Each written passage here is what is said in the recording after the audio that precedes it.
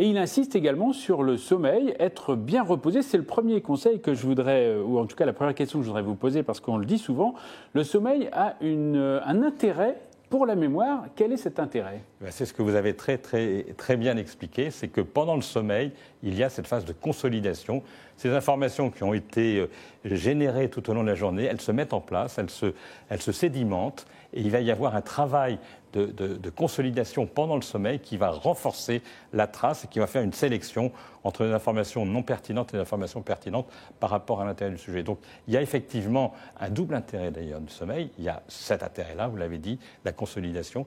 Et puis on est en train de se demander si finalement, pendant le sommeil, il n'y aurait pas aussi une sorte d'évacuation des plaques amyloïdes. On en reparlera plus tard. Il y a des travaux récents qui montrent qu'il peut y avoir une relation entre sommeil et lésions cérébrales de la maladie d'Alzheimer. Un intérêt peut-être pour la maladie d'Alzheimer, on en parle effectivement tout à l'heure.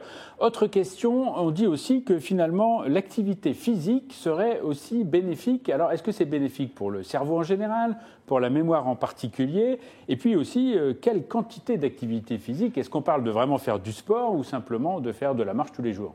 Pour le cerveau, certainement. Ça participe à une meilleure oxygénation cérébrale. Tout ce qui va dans le sens d'une bonne hygiène de vie, du contrôle des facteurs de risque vasculaire, tout ça, c'est bien sûr très positif. Et la marche, bien sûr, c'est certain. Alors, est-ce que ça peut avoir, en plus, un effet spécifique sur la mémoire?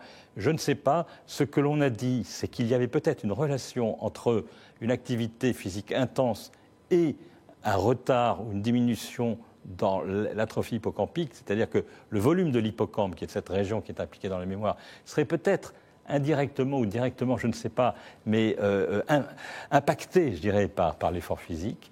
Donc peut-être qu'il y a là une explication. Je ne m'engagerai certainement pas dans cette voie-là, c'est encore des suppositions, et je dirais que c'est bon de marcher pour la santé en général, c'est pas forcément bon de marcher pour la mémoire. Cela dit, je ne sais pas si vous avez eu l'occasion de faire de l'activité sportive ou de faire de la marche régulièrement, moi je trouve que c'est extrêmement sain, ça me fait beaucoup de bien, notamment je règle plein de problèmes personnels, des affaires justement de recherche comme ça, en marchant comme ça. Je trouve qu'il y a une sorte de...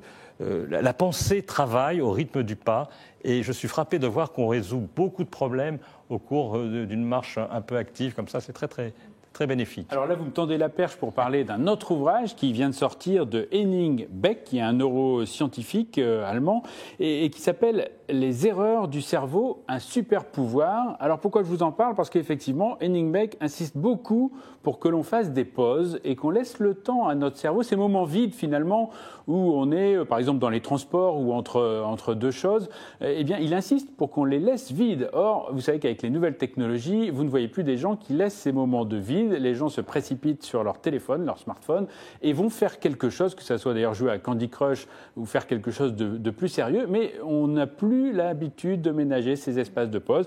Et Beck insiste beaucoup pour qu'on revienne à ça, à faire ces pauses, pour que le cerveau continue de travailler et faire ce qu'il a toujours fait. Un petit détour par les questions, puisque vous avez commencé à nous les envoyer. On a déjà des questions. On a Daniel qui se demande, est-ce que les moyens mnémotechniques sont un bon moyen pour se souvenir? Ah bah oui, c'est un bon moyen pour se souvenir, mais c'est limité. C'est-à-dire que ça va être très utile dans des cas très précis, quand on a je sais pas, un algorithme un peu complexe, où bon, on va utiliser une petite astuce. Mais on ne peut pas facilement utiliser ça pour se rappeler de tout.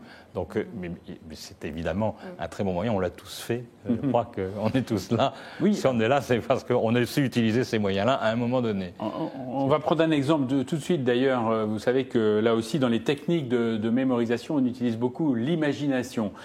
Et par exemple, savez-vous à quelle famille de plantes, alors je me tourne vers Aurélie, à quelle famille de plantes appartient le concombre, par exemple? Un cucurbitacé. Cucurbitacé. Bravo. Alors, si vous ne l'aviez... Alors, en principe, elle n'aurait pas dû le savoir, mais elle en sait plus que moi.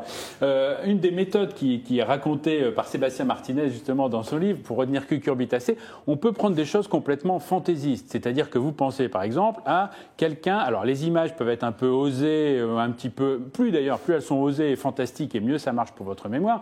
Mais si vous vous rappelez que vous faites pampan cucu avec un concombre sur les fesses d'Aurélie, eh bien, cucurbitacé, le mot vous reviendra beaucoup plus facilement. Donc si vous visualisez bien la scène comme on est en train de le faire, eh bien, je vous assure que vous n'oublierez pas qu'un concombre est un cucurbitacé. Merci Aurélie.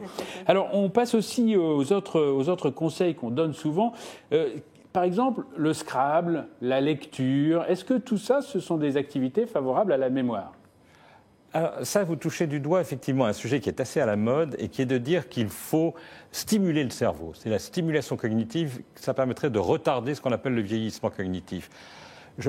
Il n'a pas été formellement démontré que ces activités aient un vrai pouvoir, parce que je crois qu'elles sont trop focalisées sur sur une tâche particulière et qu'il n'y a pas de transférabilité à l'ensemble du fonctionnement de mémoire.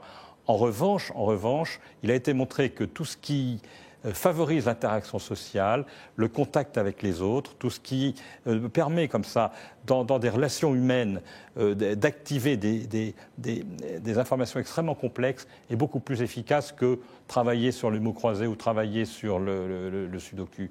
Je ne crois pas tellement au pouvoir du... Peut-être que vous en parlerez tout à l'heure. Oui, on va en parler dans un instant avec les applications. Et effectivement, je me souviens que notre ministre de l'Éducation, qui est joueur d'échecs et qui est passionné lui aussi d'échecs, insistait sur l'apport que peuvent avoir ces activités. Pas forcément d'ailleurs parce que ça stimule, ça paraît être quelque chose de très intelligent les échecs, mais parce qu'on interagit avec d'autres personnes, on rencontre d'autres personnes, c'est souvent intergénérationnel. Exactement. Et donc c'est cette stimulation de la rencontre dans le jeu qui serait importante. Qu'en pensez-vous ? Tout à fait. C'est pour ça que je le conseillerais. Ça ne fait pas de mal de toutes les façons de faire marcher son cerveau. Mais alors vous avez probablement des tâches qui font plus jouer justement les capacités attentionnelles, le jugement, comme certains jeux de cartes un peu complexes ou les jeux d'échecs, qui sont effectivement des jeux qui nécessitent une grosse activité en mémoire de travail. Hein. Donc c'est sûrement très bien pour mobiliser les ressources attentionnelles. Donc je ne critique pas du tout cette activité. Mais de là à dire que ça va améliorer la mémoire ou retarder le vieillissement cognitif, ça je crois qu'il ne faut pas aller trop loin quand même. D'accord.